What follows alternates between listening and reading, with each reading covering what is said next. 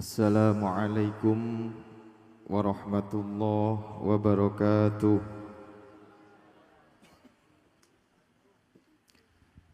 Alhamdulillah Alladzi la ya'lamu ma huwa illa huwa wa la yaghfiru dhunuba illa huwa wa la yasturul uyuba illa huwa wa la ilaha illa huwa kaifa huwa wa huwa kama huwa. Wassalatu wassalamu ala sayyidil wujud sayyidina wa habibina wa syafi'ina wa qurrati a'yunina wa maulana Muhammadin al-habibil mahbub wa ala alihi wa ashabihi atiba'il qulub. Qalu subhanaka la ilma lana illa ma 'allamtana innaka antal alimul hakim. Rabbis shrahli sadri wa yassirli amri wahlul 'uqdatam min lisani yafqahu qawli birahmatika ya arhamar rahimin. Wala haula wala quwwata illa billahil aliyyil azim. Amma ba'dah. Hadratul muhtaramin, para habaib, para masyayikh, para kiai, ibu nyai, wabil khusus segenap keluarga besar min Sayyidina Syekh Muhammad Utsman Al-Ishaqi radhiyallahu an, dumateng panjenenganipun Romo Kiai Haji Hilmi Ahmad Basyaiban, ugi ingkang kawula ta'zimi segenap keluarga besar min hadrati Sayyidina Syekh Ahmad Asrari Al-Ishaqi radhiyallahu an, wabil khusus dumateng panjenenganipun guru kawula Al-Karim Ibnul Karim Romo Kiai Haji Muhammad Qusay Qarafi Al-Ishaqi, mata'anallah bituli hayatihim wa amiddana biturabi aqdamihim wa asrarihim fid daraini amin amin ya rabbal alamin. Sedaya a'immatil khususiyah wa a'immatil majalis ingkang rawuh, ugi segenap asatid saking Pondok Pesantren As-Salafi Al-Fitrah Surabaya ingkang rawuh, pengurus At-Thariqah Al-Qadiriyah wa Naqsyabandiyah Al-Utsmaniyah, ugi pengurus Jamaah Al-Khidmah wilayah Gresik dan sekitarnya, sesepuh, bini sepuh, pejabat pemerintahan ingkang rawuh, hadirin hadirat ikhwanina wa akhwatina min Jama'al Khidmah wa Usafi Kopler Community ingkang kawula cintai. Alhamdulillah wa syukrulillah, dalu menika kula lan panjenengan sedaya saged pinaringan nikmat, saged kempal lungguh bareng, zikir bareng, tawajuh munajat bareng dhateng ngersanipun Allah Subhanahu wa taala, ugi ngaturaken sholawat salam dhateng ngersanipun Rasulillah sallallahu alaihi wa alihi wa sahbihi wasallam. Mugi-mugi sebab berkahe majelis dalu menika kula lan panjenengan sedaya, keluargi kula lan panjenengan sedaya, sanak famili, kerabat, tetanggi, masyarakat, wabil khusus masyarakat Karangrejo, Manyar, Gresik sedayanipun, mugi-mugi pinaringan maghfirah saking ngersanipun Allah Subhanahu wa taala, pinaringono qabul sedaya penyuwunanipun, pinaringono hasil sedaya cita-cita harapanipun, pinaringono ijabah sedaya penyuwunanipun, donga-donganipun. Mugi-mugi kula lan panjenengan sedaya pinaringono sihah wal afiyah, pinaringono panjang umur ala taatillah wa tibai Rasulillah sallallahu alaihi wasallam, pinaringono lancar rezekine, lancar nyambut gawene, pinaringono lancar nyaur utange, lancar bayar cicilane, lunas BRI ne, lunas sedoyone, akeh duwike, mugi-mugi sugih kabeh. Amin ya rabbal alamin. Para rawuh ingkang kawula mulyakaken, kula singkat mawon langsung to the point nggih. Serius titik tapi ojo turu. Pen rungokno nggih. Para rawuh ingkang kawula mulyakaken, kula ngutip sedikit ayat ing dalem Al-Qur'anul Karim. Walaula fadlullahi alaikum wa rahmatuhu ma zaka minkum min ahadin abada.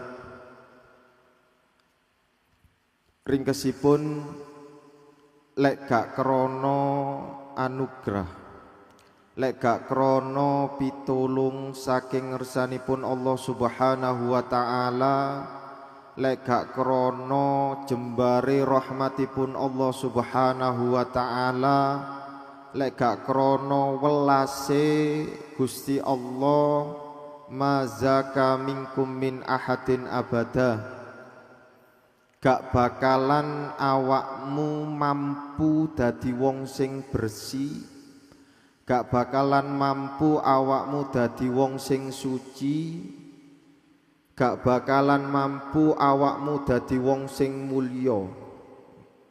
Dados ringkesipun sejatine, apapun yang kita miliki saat ini, apapun yang mampu kita lakukan saat ini, apapun yang sudah kita peroleh sampai saat ini, entah itu berupa ilmu, entah itu berupa amaliyah ibadah, entah itu berupa zikir, entah itu berupa kedudukan, entah itu berupa jabatan, kemuliaan, nasab dan lain sebagainya, sejatinya semua itu tidak mungkin dapat kita peroleh kecuali karena anugerah, kecuali karena pitulunge Allah, kecuali karena welase Allah Subhanahu wa taala.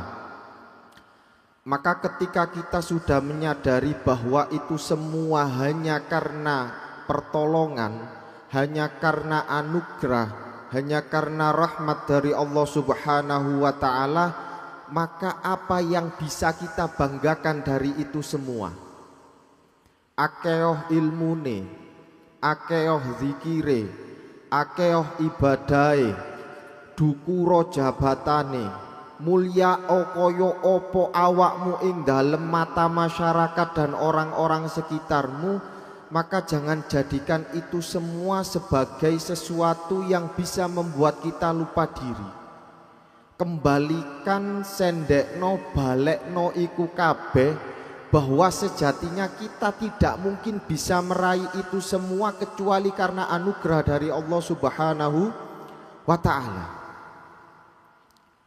Maka ketika kita sudah merasa mulia, ngapunten, merasa mulia itu bukan harus kok jenengan mengkoar-koarkan atau pamer ibadah jenengan, pamer ilmu jenengan, pamer amalia zikir jenengan, boten.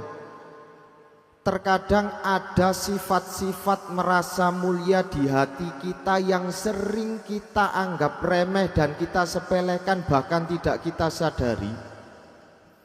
Contoh, biasanya nggih ngapunten, terkadang ketika kita diberikan kesempatan oleh Allah, mbuh iku kesempatan rupa ibadah budal jamaah nang masjid, mbuh iku mau rupa isok berangkat majelis zikir, mbuh iku mau rupa isok poso Senin Kemis dan lain sebagainya.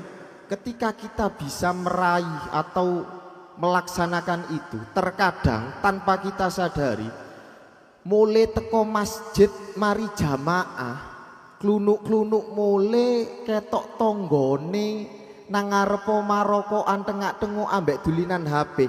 Terkadang maro nang ati ono unek-unek, lah iya penggaweane kok ngopi rokok-rokokan, gak tahu nang masjid, gak tahu jamaah, gak tahu ketok sholat, kok gak mikir jange, kok gak mikir nang akhiratil. Terkadang hal-hal seperti itu muncul tanpa kita sadari ketika kita sudah merasa ada di titik lebih mulia dibandingkan orang tersebut. Ono rasa bahwa kita masih lebih baik dari orang itu, dan tanpa kita sadari dengan gampangnya akhirnya apa? Ngeremehno menyang wong-wong iku. Mulai rutinan, mulai majelisan, barang mulai ketok ono konco-koncone sing gak budal. Barang mulai majelisan ketok ono tonggone sing nang ngarep omahe gitar-gitaran, terkadang ono krentek ati, ono unek-unek, penggaweane kok ngini terus kate sampai kapan ngono niku. Mbok yo sekali-kali melok hol ta budal ngene ta nglakonono apik ta kok ngina-ngene tok.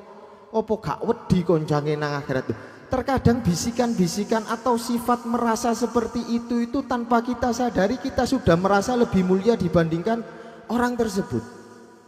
Padahal kita tidak tahu, mungkin kita punya sisi kebaikan di situ dan orang tersebut punya sisi kebaikan yang tidak kita ketahui. Dan sama halnya kita punya sisi kekurangan di lain hal dan orang tersebut punya kelebihan di lain hal. Maka walakinnallaha yuzakki may yasha. Maka ingatlah gayen cekelan yok nopo walakinnallaha yuzakki may yasha. Empun lek memang nanti Allah ngersakno wong iku dimulyakno, lek nanti memang Allah mengersakno wong iku disuceni, diberseni min adnasi dunub, dari segala macam dosa-dosa atau kemaksiatan-kemaksiatan yang dia lakukan, maka itu adalah hak prerogatifnya Allah. Wallahu sami'un alim. Di ayat tersebut ditutup wallahu sami'un alim. Ai bi annallaha alimun bi ikhlasikum wa niyatikum. Maka kembalikan itu semua bahwa sejatinya terkadang orang yang kita remehkan tadi bisa jadi suatu saat ketika memang Allah ngersakno orang tersebut dinaikkan derajatnya atau disucikan dari segala macam dosa-dosanya, maka Allah lebih tahu apa tujuan dari hal itu tersebut. Bisa jadi orang yang mungkin saat ini masih belum menjadi orang yang layak atau orang yang bahasa kasar jadi orang sing ino atau orang yang sampah masyarakat bahasa kasarnya. Tapi terkadang orang-orang tersebut punya satu kebaikan yang mana kebaikan tersebut diniati ikhlas krono Allah, dan sebab karena niat itu suatu saat Allah akan mengangkat derajatnya. Saya ingat ada cerita di kitab Uyunul Hikayah karangannya Ibnul Jauzi. Saya pernah baca, kurang lebihnya ceritanya seperti ini. Ada Ba'dul Akrat, ada sebagian kelompok orang Kurdi. Kurdi itu sebuah suku yang berada di daerah Iran, Irak, dan daerah pesisir Turki. Kalau di Eropa itu ada suku Gipsi yang nomaden, bahasa kasarnya seneng pindah-pindah tempat. Kalau di Asia itu ada suku Kurdi. Ada sekelompok orang Kurdi yang penggaweannya tukang begal. Penggaweannya tukang begal, pekerjaan utamanya nggih begal uang. Jadi mereka itu kelompok begal yang suatu saat, suatu ketika mereka sedang ngiyup nggih. Jadi di tempat tersebut ada 2 atau 3 pohon kurma. Yang satu itu pohonnya tinggi, kering, gak ono woh-wohane sama sekali. Sementara di pohon sebelahnya itu pohonnya rimbun, akeh woh-wohane. Nah, ketika si salah satu ketua begalnya sedang leye-leye di bawah pohon kurma yang rindang, dia melihat ada seekor burung singket mau riwa-riwi dari pohon yang banyak buahnya ke pohon yang tidak ada buahnya. Riwa-riwi. Kemudian dia iskal, manuk iki ket mau lapo sih kok riwa-riwi. Kemudian dia penasaran. Akhirnya dituti, dilihat ketika menoleh ke atas di ujung pohon kurma yang kering yang tidak ada buahnya. Di situ ada seekor ular seekor ular yang sedang gantung dalam keadaan matanya buta. Jadi ular tersebut matung diem karena posisinya motoe buta. Dan si burung ternyata dari tadi riwariwi niku juju ulo sing dalam keadaan buta. Jadi uloe mangap, manuk iku riwariwi juju. Melihat hal tersebut tiba-tiba si ketua begal niki nangis kemudian kurang lebihnya nyeletuk, ya Robbi hadihi hayyatun amaro nabiyuka biqatliha. Ya Allah, niki hewan sing boten mulya, bahkan niki hewan sing Kanjeng Nabi dhewe niku merintahno lek isok patenono. Maka lamma amaitaha, ketika jenengan membuat hewan tersebut dalam keadaan buta, jenengan mengutus seekor burung untuk menyuapi dia bil kifayah, untuk memenuhi kebutuhannya. Sementara kulo ya Allah ngakoni jenengan niku Tuhan yang Maha Esa, dan penggawean kulo koyok ngene pun ya Allah kulo tobat. Anak buah diceluk, gini bro gini bro, wis ayo saiki tobat prei gak usah begal maneh, gak usah tadi gangster maneh, gak usah nggo gendero nyeplak nang embong, wis prei tobat. Akhirnya si ketua begal wis ayo tobat sing temen, saiki ayo berangkat nang Mekah. Bondo apa bos? Wis pokoknya budal, aku pengen nang Mekah, berangkat nang Mekah, nang kono ayo tobat sing temen, ayo sing estu, ayo berubah dadi wong sing lebih baik. Akhirnya semua peralatan perlengkapan begalnya, mulai dari mboiku senjata, tembak, lading, semuanya dibuang. Bekal-bekal habis, begal buak kabeh, cuma menyisakan pakaian yang menempel. Berjalan menuju Mekah, sampai beberapa hari mereka tiba di suatu desa atau di suatu pemukiman. Kemudian ketika mereka sampai di suatu pemukiman, mereka dicegat oleh ibu-ibu tua. Dicegat sampai ibu-ibu tua. Sing ringkesnya si ibu itu nanya, apakah kalian dari suku Kurdi? Dijawab, enggak bu, awakmu wong Kurdi yo? Enggak bu, bener enggak. Sik yo entenono kene. Kemudian si ibu pulang. Gak lama setelah itu si ibu kembali membawa beberapa pakaian dan sebagian dari pakaian, sarung, kopiah, jubah dan perlengkapan kemudian diberikan kepada mereka. Wis nak, iki gawon, iki ngono pakaian plus tinggalane anakku wis mati. Loh, napa obo kok jenengan paringaken kula? Aku wingi ku nak diimpeni Kanjeng Nabi, terus aku dipeseni ambek Kanjeng Nabi, dikongkon ngekekno iki kabeh menyang awakmu. Aku diimpeni Kanjeng Nabi, dipeseni Kanjeng Nabi, dikongkon ngekekno iki kabeh nang wong sing koyok ngene tondoe kabeh ono nang awakmu. Wis iki gawon. Sampai akhirnya mereka sampai ke Mekah dan kemudian menjadi waliyun min auliyaillah. Dan singkat cerita, kurang lebihnya dari kisah tersebut ada pelajaran yang menarik, bahwa mereka yang dari tukang begal, penggaweane merugikan orang, bahkan mendolimi orang, cara wong ngono sak dibenci-bencine wong, ketika mereka punya niat yang murni, punya niat yang ikhlas, punya kesungguhan yang benar-benar, maka yuzaki, walakinallaha yuzaki mayasa, Allah memasukkan mereka ke dalam kelompok orang-orang yang memang Allah ingin membersihkannya. Bi ikhlasihim wa niyatihim, karena kesungguhan niatnya, karena keikhlasan, keestuan temene atine pengen bener-bener berubah dadi wong apik, hatta yang memberikan isyarah langsung Rasulullah Shallallahu Alaihi Wasallam. Dan tidak mungkin Rasulullah tiba-tiba ngimpeni seseorang terus mengutus seperti ini, kecuali orang yang diisyari oleh Rasulullah adalah orang yang dimuliakan oleh Allah Subhanahu wa Ta'ala. Maka setidaknya kulo sering sekali sanjang, kulo sering sekali menyampaikan bahwa sekurang-kurangnya kita, kulo niki kali jenengan niki wong lendur. akeh nglindure, akeh ndelerenge, akeh ngantuke, akeh lalie, akeh malese dan lain sebagainya. Maka ketika kita punya kesempatan untuk memperbaiki diri, ketika kita punya kesempatan untuk memperbaiki kesalahan-kesalahan atau dosa-dosa kita dengan hadir teng majelis-majelis kados dalu menika, maka ayo sing temen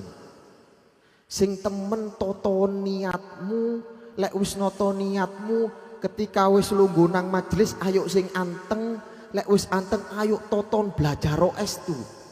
Blajaro estu nikmatono rasakno nalika kon hadir teng majelis iki, nalika kon zikir, nalika kon ngaturaken sholawat salam dateng Rasulullah sallallahu alaihi wasallam.